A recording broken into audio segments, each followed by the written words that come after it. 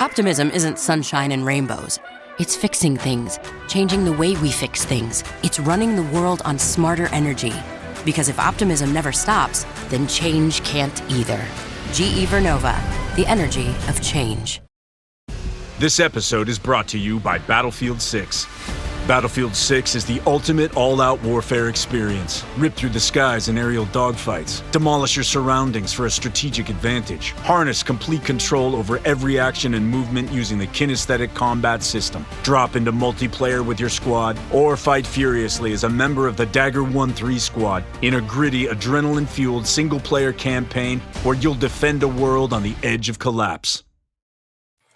Hey, it is Stephen Rothberg. I am the founder of College Recruiter, and we are here today for another episode of the Inside Job Boards and Recruitment Marketplaces podcast. Our guest today is my longtime friend. It's probably 20 years now.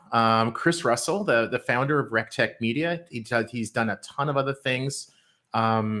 Probably 38 different things today, and he's going to get into some of that during the interview. But before we hand over the mic to Chris, Peter, do you want to introduce yourself and fire away with the first question? I'm Peter Zollman of the AIM Group. We do marketplace consulting and content and conferences. So, Chris, good seeing you at Unleash the other week. Question for you about Google for Jobs. Logically, we would go to Indeed first. Google for Jobs. Talk about it. What's new? Is it going to be a factor? Is it going to compete with Indeed? Well, yeah, I'm really interested to see how this plays out, guys. It's we've still don't have a ton of details on this thing, but it seems to be coming. And my hope is that, the average job board and the average employer can take advantage of Google for Jobs when it does come out, in terms of the paid ads there. So I'm hoping you'd be able to at least sponsor at least one job if you want to, or, all your jobs if you want to, right? That would be the ideal scenario, I think, for both niche job boards, bigger job boards, and employers out there from that perspective. And once that happens, I think, Indeed is going to really feel that pain, I think. So, Chris, tell the audience a little bit about RecTech Media, some of the things that you've done, because you've been a job board owner, you've done advising to job boards. I think you've been on the TA side also, and maybe you can talk a little bit about sort of your background, and then also as a job board owner, both yourself and your clients. What would they like to see from Google for Jobs? Yeah, so I guess I have a slash career, guys. I'm a analyst slash advisor slash podcaster, content creator, whatever you want to call it. But I like to keep busy doing a lot of different things. I have multiple revenue streams as a freelancer, essentially. But I kind of cover the market, creating technology. I advise job boards today, a lot of niche job board owners mainly around their launches and software and things like that. And my background is pretty varied. I started as a job board owner back in 1999. So I've been in the space for a long time. I ran that company for about 13 years, sold it, started a couple other startups called Career Cloud, which is still around actually, and became a corporate recruiter as well for a couple of years. So I've always been writing about recruiting and things like that. Kind of wanted to try it out for myself. And I did that for a couple of years for a couple of small companies here in Connecticut. And, got my feet wet in terms of different aspects of recruiting and recruiting technology. But Google for Jobs is interesting. I just had a client a few months ago who had started out, not even a year ago. They launched a UK client, and they launched a job board. And they started getting tons of traffic from Google for Jobs initially. And then in October of last year, Google came out with an update on their algorithm, which hit job boards. Actually, it was a spam update, and I think what they did was they took a look at some job boards out there, and if you had duplicate content on there, duplicate job content, they dinged you for that. And so that was one of the first initial penalties I've seen from Google for Jobs on a job board. So sorry to interrupt, but when you say duplicate content, you're talking that job board A might have exactly the same job as job board B, job board C. It wasn't necessarily the same job twice or 3 or 4 times on a job board, but it was that same job exists on an ATS and an Indeed and Career Builder and Monster. Right. So and Google for Jobs XYZ already job knew board. about it in that case, right? So a lot of job boards, when they start out, will backfill to get started. And a lot of that backfill comes from jobs that are already out there in the ecosystem.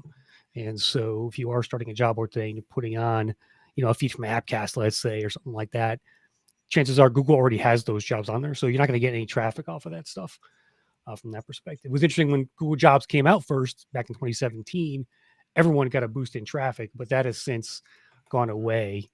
And it's a much more competitive marketplace today to get a click from Google for Jobs. So it being a competitive marketplace leads me to Indeed. They screwed up and admitted it. Is that going to be an opening for Google for Jobs, ZipRecruiter, and lots of other people, do you think? Or? Yeah, I think, first of all, I think guys like ZipRecruiter, I think this is an opportunity for them. And I haven't really seen much activity out of players like Zip in terms of just taking advantage of what the bad press that Indeed's been getting.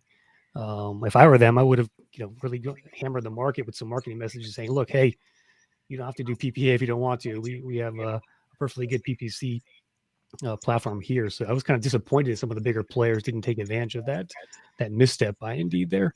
But I think, Indeed will kind of right itself at some point overall. But I do think it's a lost opportunity for some of the bigger players out there and their competitors as well. And I'd like to see that because I think we need those other players to be sort of the buffer against an Indeed of the world because they are so big and powerful in this space. It's good to have that number 2 as well, isn't there? Yeah. Peter, do you have a follow-up or because Nope, I've got waiting for you. Okay. So if I'm a job board and trying to get more traffic from Google for Jobs. Are you tired of talent and HR podcasts that sound like corporate training videos? Same. Talentless is the no-fluff show about hiring, leadership, culture, and what's actually going on in the world of work. Talentless is a podcast for recruiters by recruiters. Hosted by Desiree Goldie and Ashley King, they're smart, occasionally salty, and never afraid to say what everyone else is thinking. Listen wherever you get your podcasts and subscribe at talentlesspodcast.com.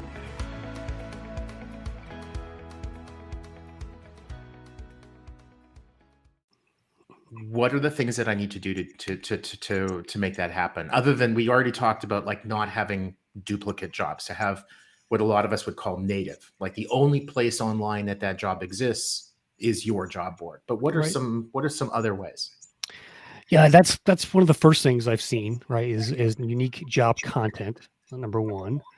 I think number 2 would be a lot of that job content. So, thousands of listings. If you have a couple hundred jobs, you're not getting squat from Google for Jobs. You might get 1 click a month on a job, for example. That's the stats I've seen out there. So it's very, very low. So unique content, a lot of job content as well.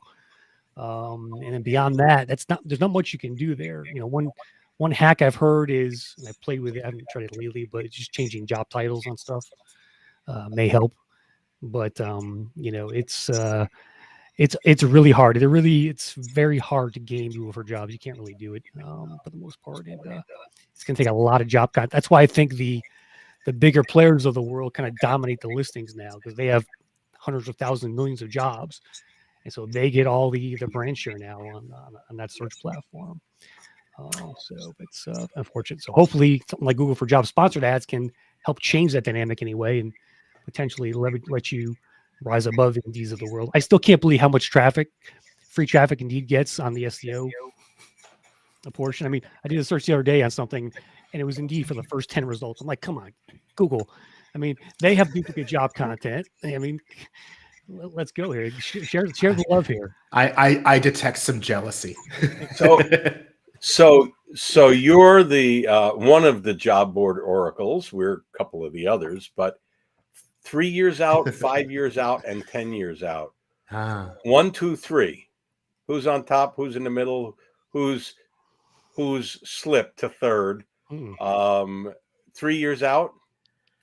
And we'll keep this just between the three of us, right? This won't be documented anywhere. Nobody will be able to look back. And we won't come back to you in 3 years, 5 years, and 10 years and say, Chris, I'm on record as saying I think we've seen peak Indeed in terms of just the overall market share they have, the overall mind share they have, and I think that AI is going to help change some of that stuff. So I don't think they're going to, it's not going to be the same kind of declines as Monster had back in the day when they fell pretty quickly from grace. But I do think that we've seen the peak Indeed out there. And what's next? I don't know what's next. One thing I'm really curious about is how AI is going to change job search. I was talking with Fred Goff from Jobcase Unleashed last week, and he thinks the search box may be going away one day. Like, so on an Indeed, you don't need to type in a keyword. Maybe start out with a chat interface and look for a job that way, which I thought was interesting, right? So that could be a site or technology that's coming out in the next 3 to 5 years to watch for, I think. That, my friend, is a whole nother podcast. We're out of time. It's a great podcast. We'll do it again. Yeah. We're out of time. So, Mr. Russell, Mr. Stephen, see you at the next conference, whether it's HR Tech, whether it's RecBuzz, whether it's somewhere else. Be well. Thank you all for listening, watching Inside Job Boards and Recruitment Marketplaces podcast.